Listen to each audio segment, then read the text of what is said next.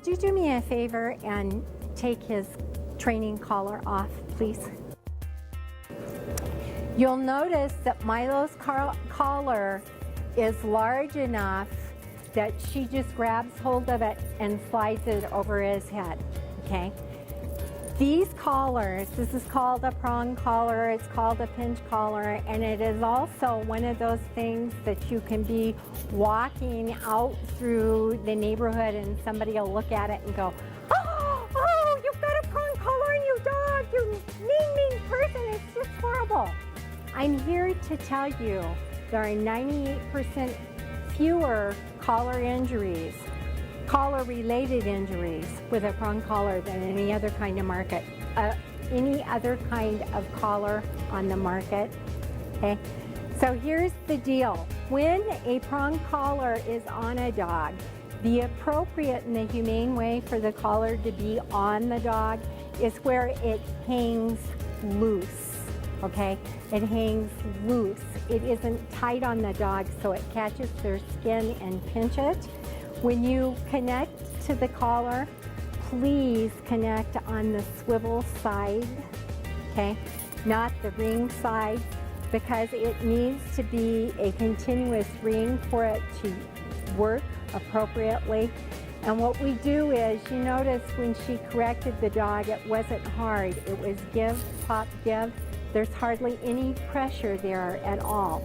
And when they are appropriately sized, you can take and just slide them over their head, just like she just did, okay? And you can tell the dog is really afraid of his training collar because he wags his tail and falls apart when he sees it coming.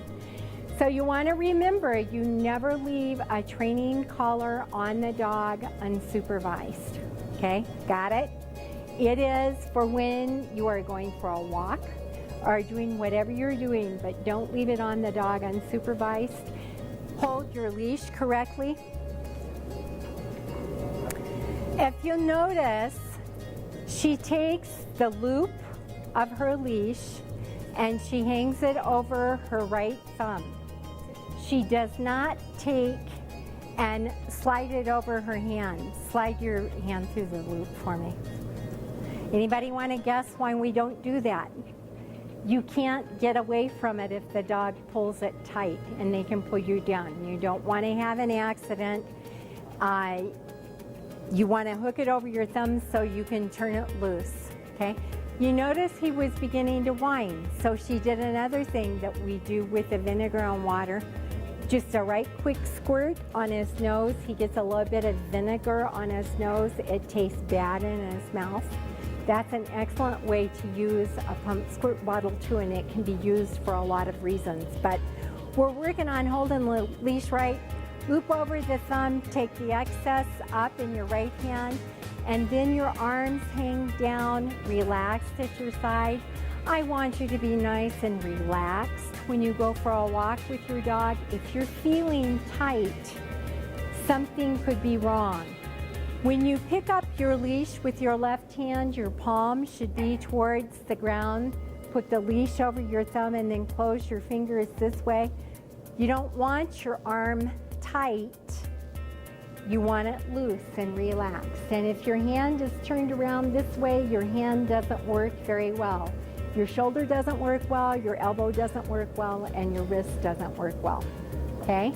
So we've got it all put together.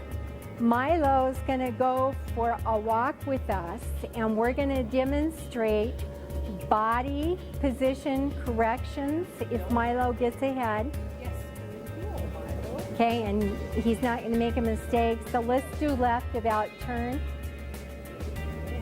Okay, little circle to the left. You'll notice she's telling him before she does it. Okay, left turn. And halt. Okay. When you are walking with a dog, if they get ahead of you, it's called forging, or they're trying to pull you down the street. You want to do left behaviors, okay? And we do left turn, where you turn left into the dog, left about turn, and little circle to the left. And you notice She may march with her leg to get the dog to back off a little bit. Left behaviors cause the dog to have to pay attention to you, slow down, and change direction.